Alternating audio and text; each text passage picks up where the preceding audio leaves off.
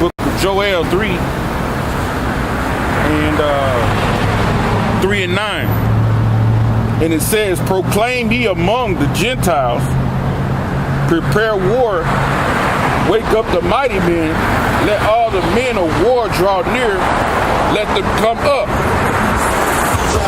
So that's what we doing. We proclaiming, we out here uttering in the land, right? We proclaiming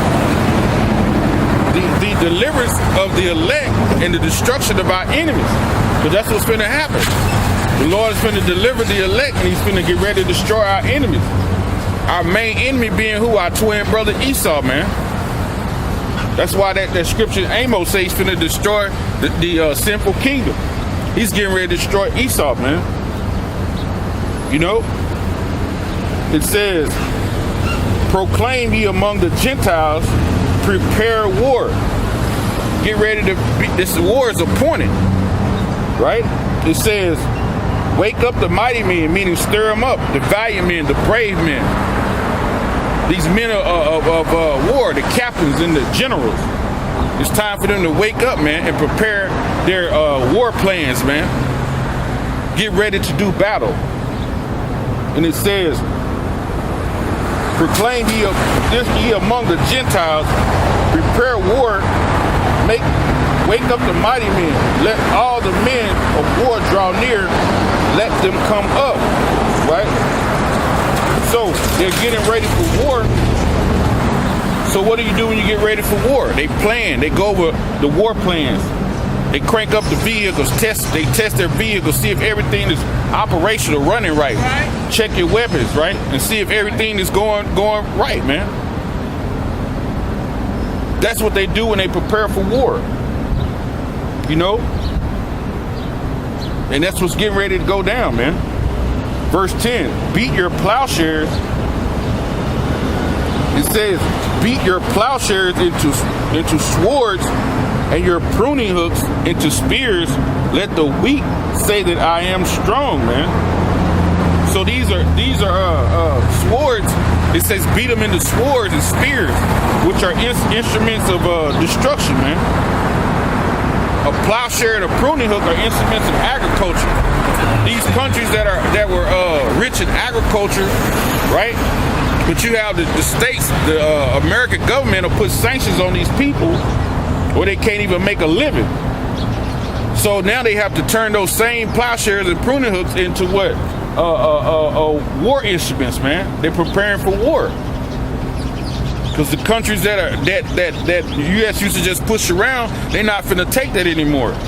Everybody is coming up with nuclear capability, nuclear missiles, nuclear arsenals, man. The weak, hey, they gonna say, hey, we strong too, we ready. And it says,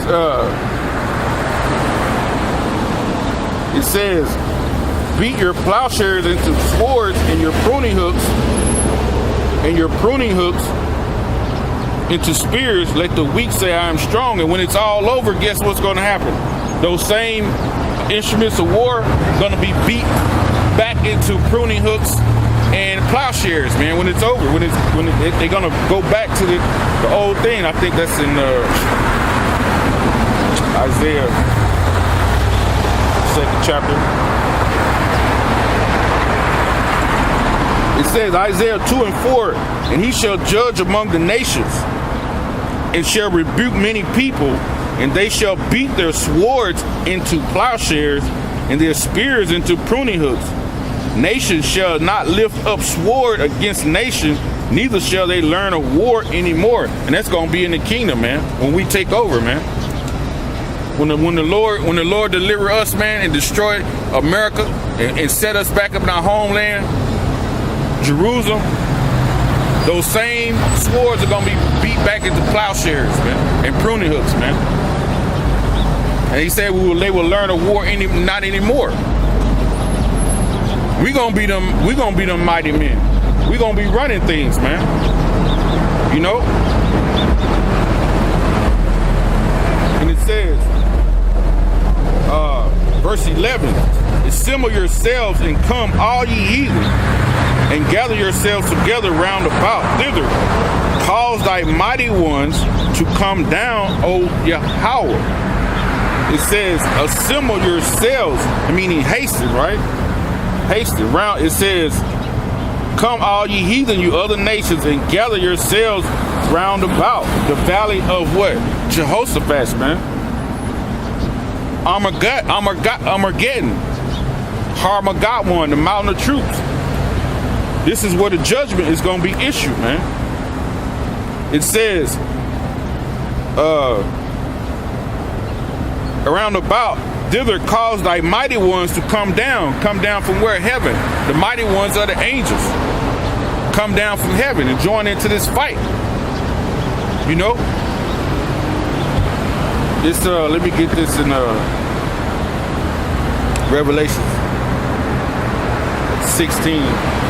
Because the fight is Armageddon, man. The mountain of truth. The valley of decision is what it's called.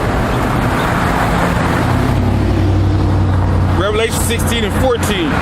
For they are the spirits of devils working miracles, which go forth unto the kings of the earth and the whole world to gather them to the battle of that great day of God Almighty. Armageddon, man. That great day, man. It said the great day of God Almighty. And we wait patiently on that day. This is back in Joel 3 and 12. Let the heathen be wakened. Be wakened. Be roused up. Right? Because that's what you see. The talk of war. Back and forth. And Esau has his pride. He's so prideful. Right? So presumptuous and prideful. Hey, the Lord is going to put that spirit on him to get angry enough to go ahead, hey, and said, let's go ahead and get with it.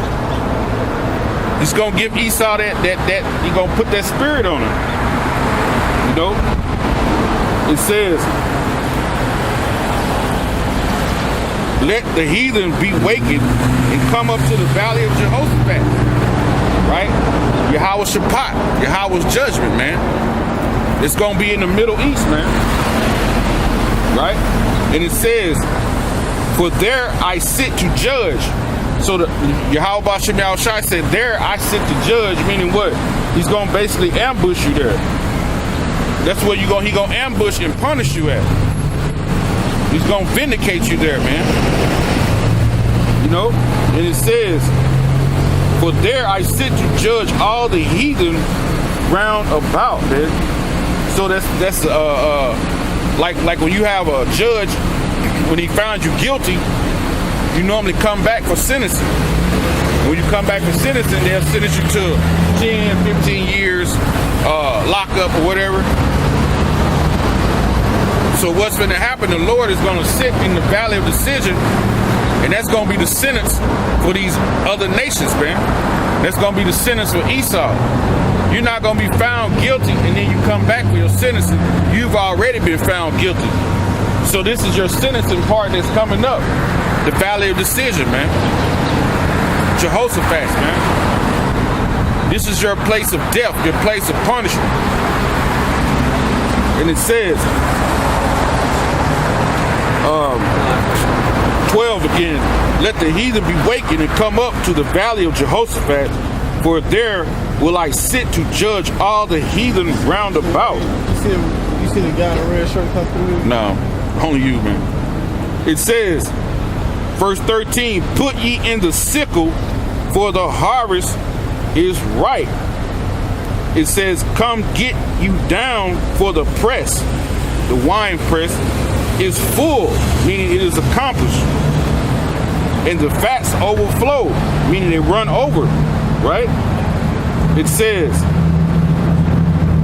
for the wickedness is great, meaning it's in abundance, man.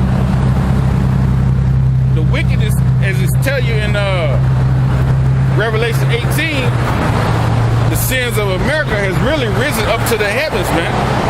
And Yahweh Bashem Yahushai is right at the top of being fed up because it's almost over. You know?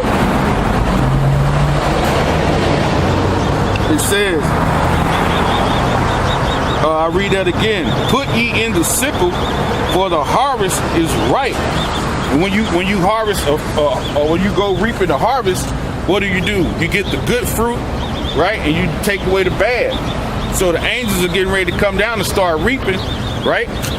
To save the elect and destroy who are not the elect, man. They're gonna know who are the changing of faces, because you have changing of faces. So only the angels are gonna be to discern who are part of the elect and who not, man. That's when they're gonna come back and start reaping, man. It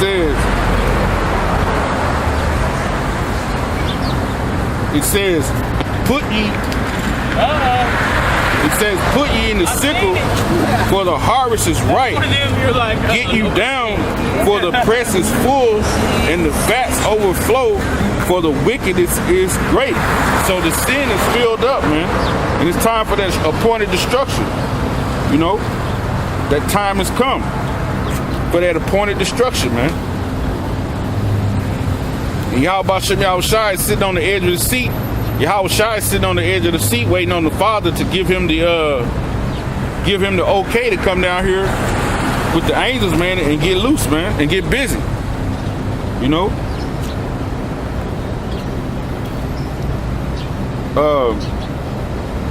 It says Revelation 14 and 15, and it says, and another angel came out of the temple crying with a loud voice to him that sat on the cloud, who sits on the cloud, Yahweh Shai, man. Thrust in thy sickle and reap, for the time is come for thee to reap, for the harvest of the earth is ripe. Right? It says, thrust ye thy sickle, man.